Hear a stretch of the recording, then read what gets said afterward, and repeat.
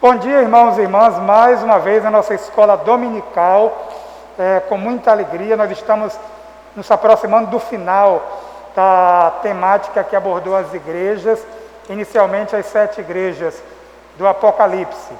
Então, hoje nós temos um convidado especial, o professor visitante, pastor Daniel Oliveira. Pastor Daniel é conhecido em nossa igreja, coordenador do ministério Prega a Palavra, e nós vamos passar a palavra a ele. Convido o pastor Daniel para chegar até aqui, a gente vai orar, pedindo a direção do Senhor em sua vida e em sua aula. Senhor nosso Deus, abençoada é a tua palavra e humildemente te pedimos mais uma vez que fales aos nossos corações nesta classe, desta feita com o pastor, professor convidado, o pastor Daniel. Senhor nos abençoe. Deus te abençoe. Bom dia, igreja. Mais uma vez, um privilégio estar aqui com vocês, podendo estudar a Palavra de Deus. Vocês vieram de uma sequência de estudo das 7 igrejas do Apocalipse, não é isso? E hoje, na sequência, a gente vai dar uma olhada num texto que mostra essa inspeção, digamos assim, de Cristo, né, sobre a sua igreja. Está lá no Evangelho de Marcos, capítulo 11. Eu queria que você abrisse sua Bíblia ou acessasse, dependendo de como você esteja. Marcos 11, a partir do verso 20, o texto diz assim: de manhã, ao passarem, viram a figueira seca desde as raízes. Pedro, lembrando-se, disse a Jesus: Mestre, vê, a figueira que amaldiçoaste secou. Respondeu Jesus: tenham fé em Deus. Eu lhes asseguro que se alguém disser a este monte, levante-se e atire-se no mar, e não duvidar em seu coração, mas crer que não acontecerá o que diz, assim, mas crer que acontecerá o que diz, assim lhe será feito. Portanto, eu lhes digo, tudo o que vocês pedirem em oração, creiam que já o receberam, e assim lhes sucederá. E quando estiverem orando, se tiverem alguma coisa contra alguém, perdoem-no, para que também o Pai Celestial lhes perdoe os seus pecados. Mas se vocês não perdoarem, também o seu Pai que está nos céus não perdoará os seus pecados. Vamos fazer uma oração? Pai, nos orienta nesse processo de estudo da Tua Palavra, nos ajuda a compreender a mensagem desse texto e que a gente possa aplicar e praticar em nossas vidas, Pai. Em nome de Jesus, amém. Como podemos ver aqui, não podemos analisar esse texto sem perder de vista o contexto, tá certo? Estamos num capítulo, o famoso capítulo que inicia com a entrada triunfal de Jesus em Jerusalém. E seguido desse momento, a gente vai ter aquele episódio que é muito conhecido por todos nós, que é quando Jesus entra no templo e faz a famosa purificação do templo. É curioso que existem algumas coisas que acontecem aqui que vão nos mostrar a intenção do autor e como ele está direcionando o relato para que você perceba a riqueza de tudo isso e o que Jesus está fazendo aqui, deixando claro em sua mensagem. Antes de chegar no templo, antes da purificação do templo, se você observar no versículo 11 do capítulo 11, ele vai dizer que Jesus entrou em Jerusalém, dirigiu-se ao templo, observou tudo à sua volta, e como já era tarde, foi para Betânia com os 12. Então perceba que, se você perceber toda a caminhada de Jesus, né, no seu ministério, o auge disso é de fato chegar em Jerusalém.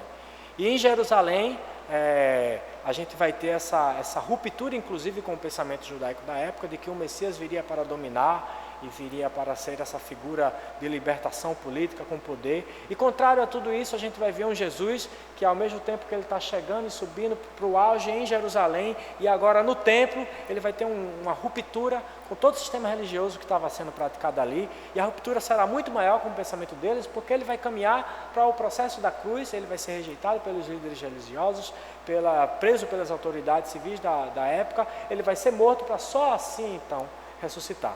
Mas nesse processo, esse capítulo Marcos, ele vai mostrar para a gente que o cenário realmente estava muito preocupante, degradante. O grau de corrupção da religião estava muito alto aqui. E é interessante que ele chega, o quadro era tão intenso, gente, era tão negativo, que o que dá a ideia é que ele chega em Jerusalém e ao entrar no templo, ao ver o horário, como se fosse assim, ó, a coisa aqui está tão feia que não dá tempo de resolver tudo agora.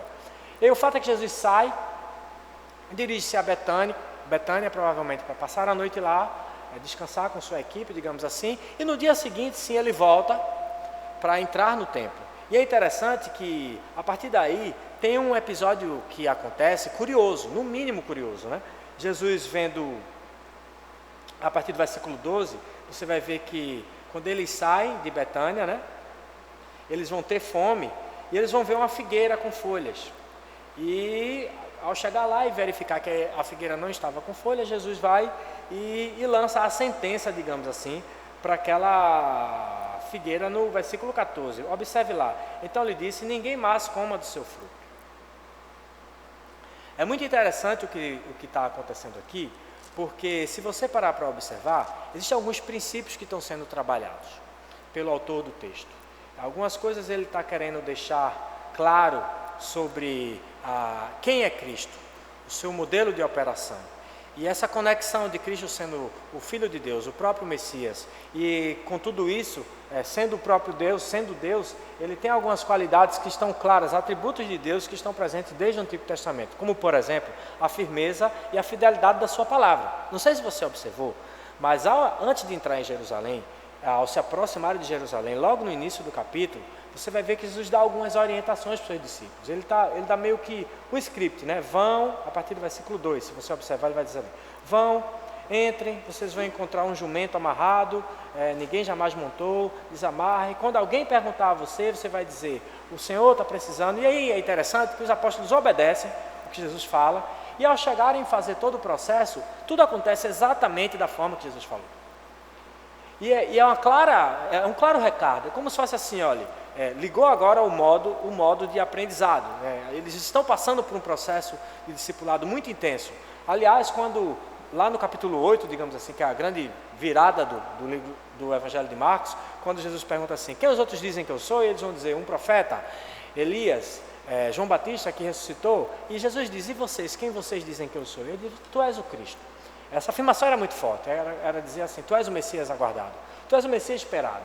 Então, qual era a expectativa desse povo em relação ao Messias? E a partir dali, você vai ver que nos versículos seguintes, Marcos vai deixar claro, dizendo assim: olha, a partir dali Jesus passou a ensinar, dizendo que era necessário que ele sofresse, fosse maltratado, perseguido pelos líderes religiosos, preso, rejeitado e morresse, e só depois ele fosse ressuscitado. Isso era um choque para tudo que eles estavam esperando, digamos assim, a expectativa deles, o que eles esperavam do que seria o Messias. Isso era algo muito contrário ao que a mentalidade da época esperava.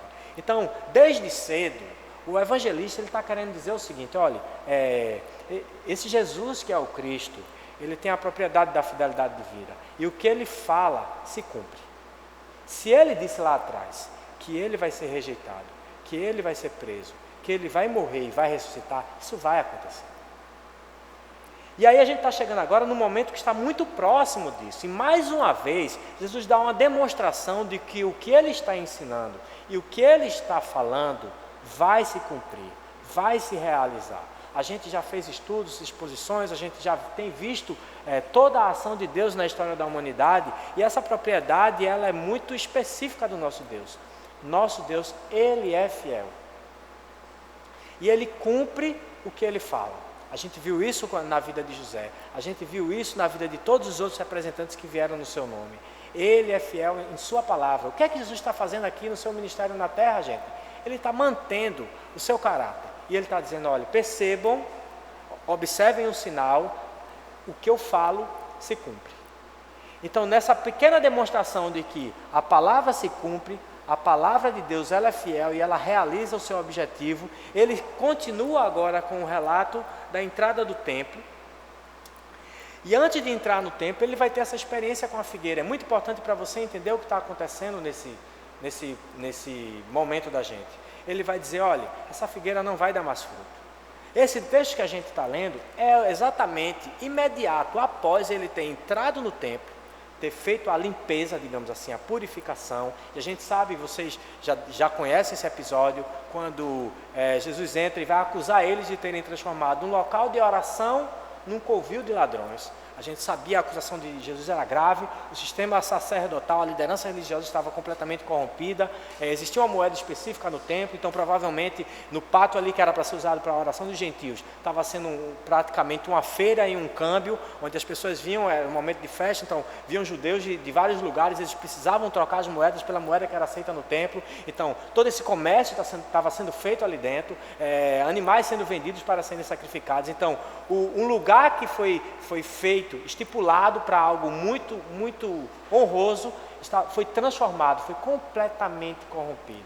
Então imagine só, hoje a igreja, a representante do Evangelho de Jesus na Terra, essa organização que contém a verdade que vem através da pregação, do ensino, do discipulado, que vai transformar a vida de tantas pessoas, pelo poder do Espírito Santo. Imagine que essa instituição vai ser totalmente corrompida, atacada, dilacerada pela ignorância, pelo pecado, pela idolatria dos bens, e fazer com que isso vire um negócio. Veja, parece que muito comum ao que a gente está vivendo em alguns cenários, em algumas manifestações religiosas, inclusive, como você pode perceber, isso não é algo novo.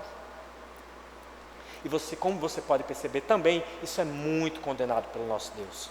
Jesus, nesse momento, ele está, digamos assim, ele entrou no templo para inspecionar o que estava acontecendo. E ele chegou a essa constatação: tudo aqui está corrompido. Isso precisa de um golpe.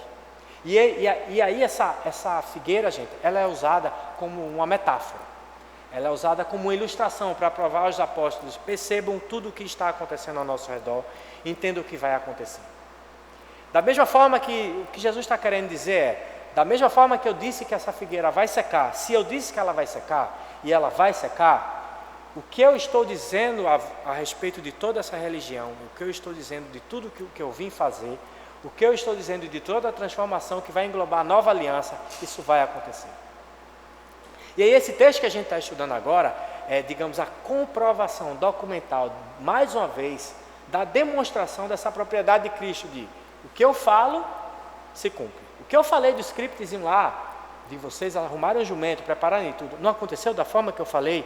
Eu sou Deus, eu sou fiel e a minha palavra se cumpre. E se eu disse que essa figueira vai secar, ela vai secar. A questão é, por que ela está sendo usada nesse momento? E você percebe que a estrutura agora é como se fosse um sanduíche. A figueira aparece antes desse momento que ele entra no templo para fazer a purificação, e Jesus já decreta a sentença para ela: ninguém vai mais colher do seu fruto. E em seguida, que ele sai do templo, nesse processo de purificação, trazendo a verdadeira, querendo recuperar a verdadeira essência daquele templo ter sido construído, e daquela religião funcionar daquela forma, e ele volta de novo para dizer assim: olha essa figueira. E aí Pedro e o evento, ao passarem, já saindo desse processo de purificação, Pedro agora vai constatar que o que ele falou antes do processo de purificação se cumpriu. Então perceba que a figueira está antes e a figueira está depois. E quem está no meio como um recheio aí? A purificação desse templo. Qual foi a sentença da figueira? Qual foi a sentença dessa figueira, gente? Ela vai murchar. Ela não só vai murchar, ela vai secar. Ninguém mais coma do seu fruto. Jesus está dando uma sentença muito clara. Jesus está falando sobre uma virada. Jesus está falando sobre um processo que vai transformar a religião judaica. Ele está falando que todo aquele formato que existia antes dele vir, encarnar, tudo aquilo na verdade apontava para uma excelência maior. Tudo para restaurar e redimir a verdadeira essência da religião. E se você parar para perceber, a partir do momento que Pedro verifica que isso acontece, que o que ele falou em relação à figueira, aquela figueira que estava cheia de folhas e ao chegar perto não tinha frutos, e aí era típico desse fenômeno de frutificação, desse processo de frutificação da figueira, que junto com as folhagens viriam os frutos. Então, se você chega lá, quando ela está com muita folha e não tem fruto, ela de certa forma, houve um processo de corrupção visual, digamos assim, do que se esperava que ela tivesse.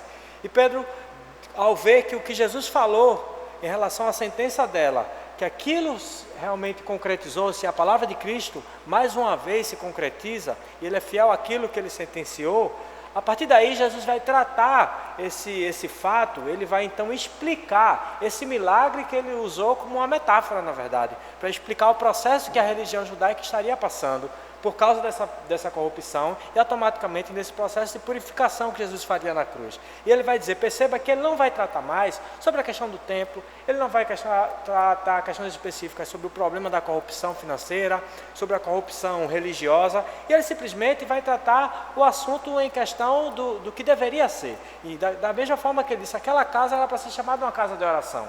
E agora ele vai falar, bem, então vamos entender qual é a verdadeira essência disso, o que deveria estar acontecendo ali. E perceba que a partir do versículo 22, ele vai nos dar algumas dicas, alguns pilares de como deve ser a nossa prática religiosa, principalmente nessa questão de uma vida de oração. Veja, respondeu Jesus, tenham fé em Deus. Então, perceba que a conclusão disso tudo, olha, perceba que nessa verdadeira prática religiosa, do que nós esperávamos de vocês, em todo esse sistema religioso revelado e repassado e ensinado para vocês, olha, tenham fé em Deus. Vejam o que eu acabei de falar, cumpriu-se. E tudo que vai acontecer a partir de agora vai estar baseado nesse pilar da fé. Então, tenha fé em Deus. Você tem fé em tudo que Jesus Cristo fez por você? Toda a obra redentora na sua vida? Você tem fé que Ele está na frente da sua história, que Ele tem planos para a sua vida e que os planos dele para a sua vida serão executados independente do que está acontecendo ao seu redor, independente das dificuldades, independente da situação. A gente viu na exposição de José que José teve esse elemento fé, ele creu em Jesus, independente de todo o sofrimento que ele estava passando, de pessoas que deveriam amá-lo ou abandoná-lo. Então o que Jesus está dizendo, olha, se está na minha palavra, se é promessa para a igreja, para o povo de Cristo, creia, tenha fé. E aí Jesus continua dizendo assim, olha, inclusive se vocês tiverem fé, ele vai dizer o resultado disso, olha, se vocês disserem, levante-se a um monte e atire-se no mar, e não duvidar em seu coração, mas crer, acontecerá. Isso será feito. Essa forma de um monte se lançar para o mar, era uma forma deles dizerem na época assim, algo muito difícil de ser alcançado. Ou seja, independente do que seja, se é plano divino, se é plano de Deus para a sua vida, tenha fé, isso irá acontecer. E aí ele mais uma vez chama a atenção da oração. Perceba que a oração foi o ponto crítico no templo. Essa casa seria chamada casa de oração. O que é que ele está dizendo? Olha, na sua vida como igreja de Jesus Cristo, na sua vida pessoal como cristão, como cristã, você nunca pode esquecer disso. A nossa vida, nosso relacionamento com Jesus é baseado na fé. E o que é que ele espera como fruto dessa fé? Ele vai dizer assim, olha, essa fé em todas as promessas, em toda a palavra de Cristo, toda a revelação na sua palavra. Da sua vontade para nós como pessoa e como igreja. Tenha fé. Eu estarei convosco todos os dias até a consumação dos séculos. Tenha fé, Cristo está conosco, Cristo está com sua igreja. E ele continua dizendo assim, a partir do versículo 24, portanto, tudo o que vocês pedirem em oração. Então perceba que ele está dizendo que esse nosso relacionamento com ele, através de tudo que ele nos prometeu, precisa ser um relacionamento pautado nessa fé. Mas não é uma fé vazia, é uma fé baseada na sua palavra, que é uma palavra fiel. Nós temos provas, Jesus fez questão de operar milagres para associar com a fidelidade da sua palavra. No sentido de dizer assim, o que eu falo se cumpre. Igreja, creia. Sigam em frente todas as dificuldades. Isso é muito interessante no cenário que vocês acabaram de estudar, das 7 igrejas do Apocalipse, as igrejas da Ásia. Só 2 não se enquadravam nesse setor negativo. Então, se Jesus fosse nos enquadrar, digamos assim, nesse quadro, como é que a igreja presbiteriana memorial seria citada se fosse escrita uma carta para ela? Como você aí seria citado hoje? Se Jesus fosse usar a sua vida para se relacionar nesse elemento de uma religião sincera, verdadeira, de uma prática pautada pela fé em tudo que Jesus prometeu e falou para a sua igreja, da sua vida de oração, pessoal. Veja que ele, nesse processo religioso, ele está dizendo, de prática religiosa, ele está falando de um elemento antigo, a oração. E ele está dizendo aqui, tudo que vocês pedirem em oração, creiam que já o receberam, e assim lhes sucederá. Perceba que ele mais uma vez chama a atenção da prática da oração. Você tem uma vida de oração? E aí não é só uma vida de oração, é uma vida de oração racional. pautada em tudo que você já conhece do amor de Cristo, tudo que Ele fez por você e tudo que você aprende na palavra. Mas veja, assim como Tiago foi trabalhar, que a fé sem obras ela é morta, não adianta você fazer uma oração com fé, se a tua fé não está traduzida em obras. E ele vai encerrar o bloco dizendo o quê? E quando estiverem orando, se tiver alguma coisa contra alguém, veja, ele vai tratar assim, ó, não adianta você fazer um simples ritual, se o seu coração não foi alcançado. Se Jesus te perdoou, você precisa perdoar o irmão ao seu lado. Se na hora de você se relacionar com Cristo, nesse processo de pedido com fé, né, e na certeza de que a palavra dele é fiel para executar a vontade dele na sua vida, se você tem uma pendência com seu irmão, não faz sentido isso que você está fazendo. Então, a sua fé para pedir e se relacionar com Cristo, ela precisa se traduzir em obras.